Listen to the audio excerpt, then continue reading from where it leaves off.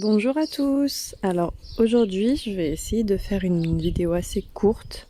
C'est vraiment pour vous donner on va dire un peu des nouvelles et voir l'évolution sur la terrasse. Donc là si vous avez déjà suivi les précédentes vidéos, vous pouvez vous rendre compte que ça a commencé à devenir un peu une jungle. Donc là je vous montre un petit peu. Parce que j'ai placé des pots aussi sur le poulailler. Voilà. Donc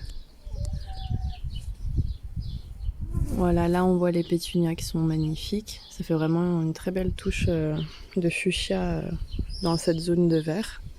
Là on voit les fèves aussi. Il y en a qui sont vraiment immenses. On voit la structure qui est là par rapport à mon volet.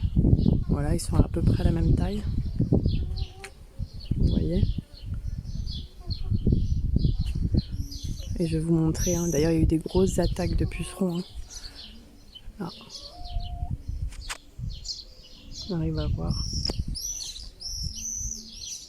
Donc celui-ci a du mal à pousser en fait à cause de ça. Mais il n'empêche que on a de magnifiques gousses. Voilà.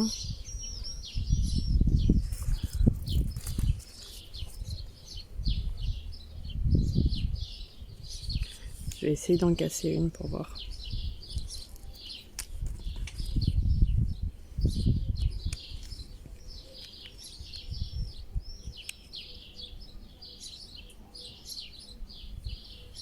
Voilà la fève. Bon, elles sont pas énormes. Mais pour une première, je suis quand même assez contente. Hop, pardon. Voilà. Mais elles sont très bonnes par contre. Voilà. Donc là, ce que je vais faire principalement, c'est que je vais garder les plus belles gousses que j'ai. Il y en a aussi en bas là, dessous. Il y en a un peu partout quand même. Je vais essayer de garder les plus belles gousses pour me faire des graines. Et l'année prochaine, si j'ai la chance d'avoir un vrai jardin, je pense que j'en ferai en plus grosse quantité. Et je pense que du coup les fèves seront aussi beaucoup plus grosses. Donc en pleine terre, c'est sûr que tout est beaucoup plus gros normalement. Voilà. Donc alors les tomates qui sont juste immenses. Voilà. Donc je mettrai à la fin de cette vidéo des images de il y a 15 jours quand j'ai mis tout en terre et que j'ai fait la vidéo pour vous montrer à peu près, je crois que ça fait à peu près 15 jours, un peu plus de 15 jours que je les ai mis en terre et voilà le résultat là. Donc quand on est en bac, il n'y a aucune raison de se dire qu'il n'y aura pas de résultat ou que ça ne pousse pas. Voilà la feuille, je mets ma main en comparaison. Une feuille de... ça c'est le potiron bleu de Hongrie. Voilà. Ah, j'ai des petites attaques aussi de ce genre de choses que j'essaye d'enlever, mais c'est pas énorme. C'est vraiment minime. J'essaye de vous montrer dans la jungle ce que ça donne. Alors il reste des salades. On voit là ici. Là. Les salades, ça. Cette feuille là, c'est le potimarron. Celui-ci qui commence à monter, là on le voit. Il est en train de monter, il monte sur la tomate en fait qui est à côté. Donc là il y a la tomate, ici là. Là on a le potimarron qui est en train de la suivre, qui s'accroche à elle.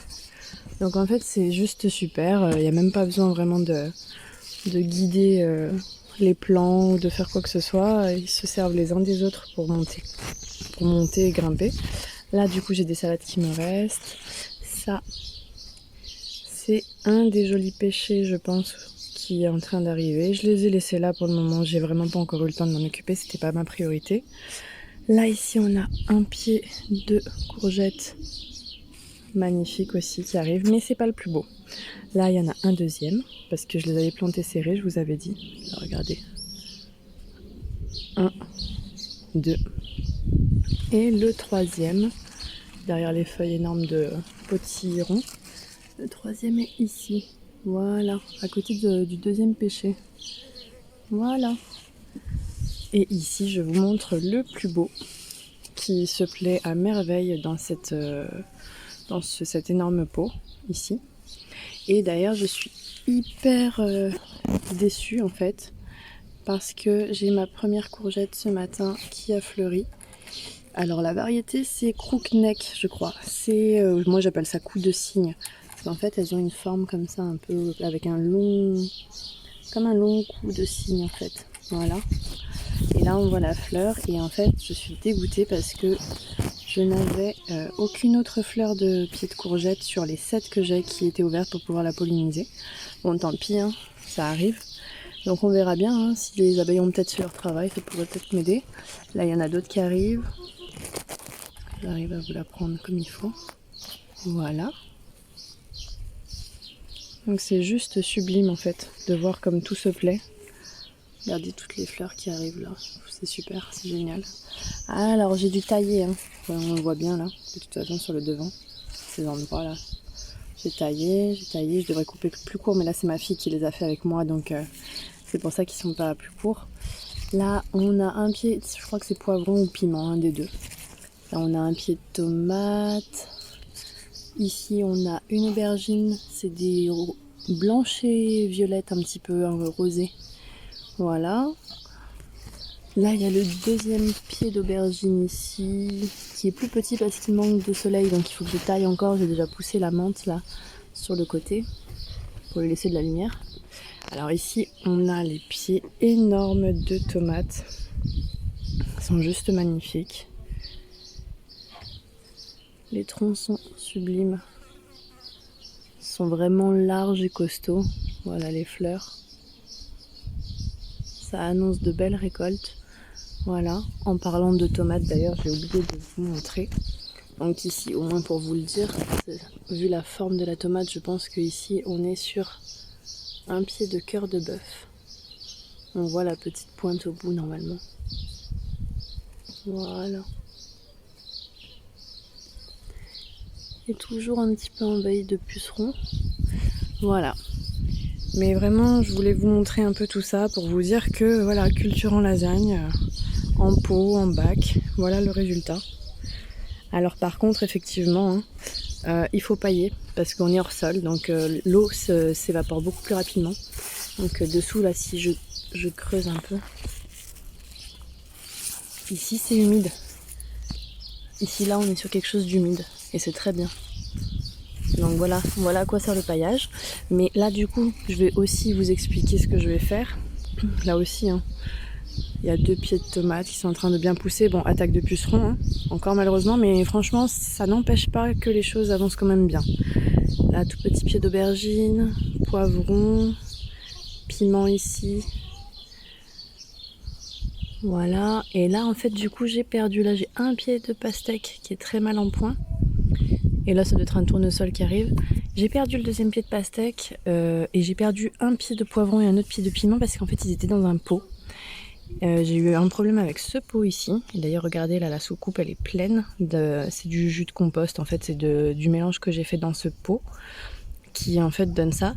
Et en fait j'avais oublié de percer ici. J'en fais un autre trou ici. Et en fait, du coup, les racines étaient en train de s'asphyxier. Et en fait, il y a un trou à l'intérieur, sauf qu'il doit être bouché parce qu'avec le mélange que j'ai fait, l'eau ne doit pas pouvoir s'évacuer correctement. Donc en fait, ce pot-là et celui-ci, donc j'ai dû tout retirer d'ailleurs. Voilà. Et ben en fait, celui-ci aussi, on voit le jus de compost. C'est le problème, c'est que j'avais oublié de percer, donc en fait les racines étaient en train de s'asphyxier. J'ai dû tout enlever, j'ai vite tout replanté ici. Et là du coup ben ça y est, l'eau a pu s'évacuer, le pot est bien drainé et tout repart correctement. Donc là après je vais transférer ce petit pied et je pense un des 2 pieds là, un poivron ou un piment, un des deux, et je vais le transférer dans l'autre pot là-bas. Et ici on a dans un plus petit pot, culture en lasagne toujours, voilà, un des derniers pieds de courgettes que j'ai ici. Donc voilà, tout se plaît bien, tout va bien. Là ici c'est les dernières fleurs qui me restent à planter que je vais mettre dans une jardinière. Voilà, c'est juste magnifique. Ici voilà, là derrière on a encore un pied, ça c'est encore un pied de potimarron là qui est en train d'arriver ici. Ici là derrière on a les concombres. Voilà, un deuxième pied de concombre ici, là, qui va grimper. Là, j'ai mis ce filet exprès pour pouvoir grimper. Je l'ai mis tout le long.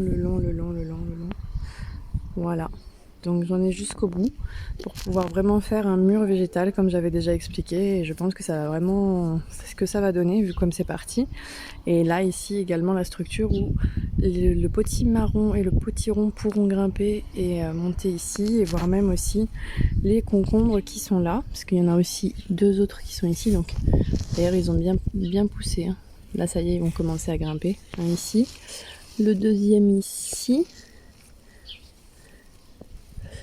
Hop. Ah non, le deuxième il a un petit souci. Ah, j'avais pas fait attention. Il est là, il est en train de mourir, et d'ailleurs j'ai d'autres petits marrons qui sont en train d'arriver parce que dans mon compost j'en avais déjà plusieurs, et là il va falloir que j'en enlève ou que j'en donne parce qu'ils sont en train de prendre toute la place. Alors attendez, ici là on a quand même le pied de melon qui commence à être pas trop mal. Voilà, ici. Ici, on a encore un pied de potimarron. Là, on a une belle aubergine.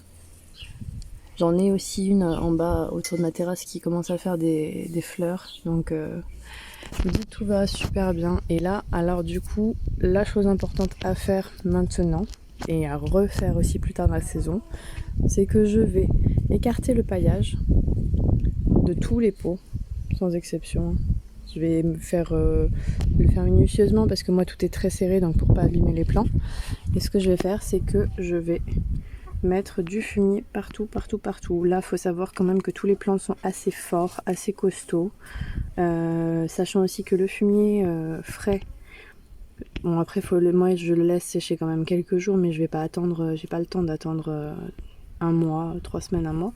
Mais le fumier frais ne brûle pas énormément les racines parce qu'il n'est pas tant que ça riche en azote, il est très fibreux, et du coup moi j'ai jamais eu de soucis avec ça, donc je vais le rajouter. De toute façon il sera pas à même les racines, il va être sous le paillage, donc après quand je vais faire mes arrosages il va se dégrader avec tous les micro-organismes qui vont le décomposer, et il va également faire un jus de fumier qui va faire comme un engrais naturel qui va couler et qui va se répandre au niveau des racines, donc c'est très bien.